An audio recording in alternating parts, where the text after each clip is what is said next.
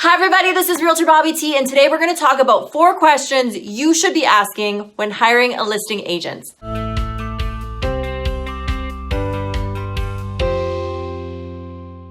First and foremost, you should be treating a listing appointment like a job interview. You have a job selling your home that you are hiring a position for. So aside from determining the value of your home, you need to be asking your agent, how are you going to market, negotiate, and sell my home for the price that we've discussed? Number 2 question you want to ask your listing agent is, what can I expect?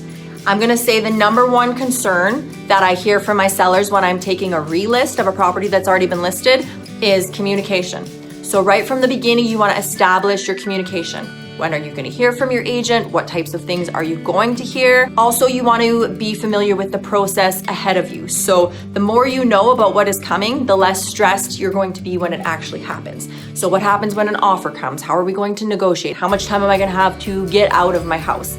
Even more complicated is going to be, if you have to sell your property to get into the next property, how are we going to structure that deal so that it's comfortable for yourself and your family?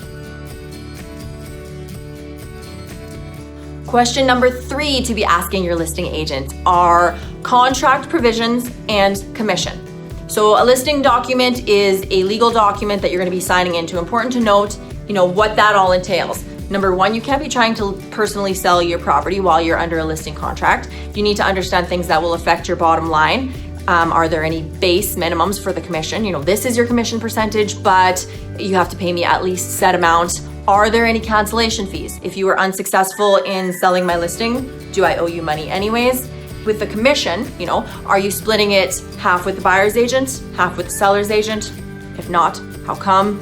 Are there any ramifications to doing it this way? Get knowledgeable on where your money is going and why. Lastly, the number 4 question you should be asking your listing agent is with regard to statistics, references, and your bottom line. Remember, this is a job interview. Do you have any references? Anyone who could speak to your experience, to your expertise? And going into statistics, what are the average days on market? How long can I expect my home to sit on market before it sells? What is the ask to sell ratio, which I have talked about before? If you're listed at 100,000, ask to sell ratio is 94%, which it is right now. On average, you can expect that you're going to take about 94,000 home out of that $100,000 list price. If I were to tell you that my ask to sell ratio is 98%, well, then you're going to be taking 98,000 home out of that 100,000 list price on average. So that makes a huge difference to your bottom line, as well as calculating what your extra expenses are going to be. What are your closing costs, your lawyer costs, so that you can really nail down what your ideal list price is going to be based on all of these facts.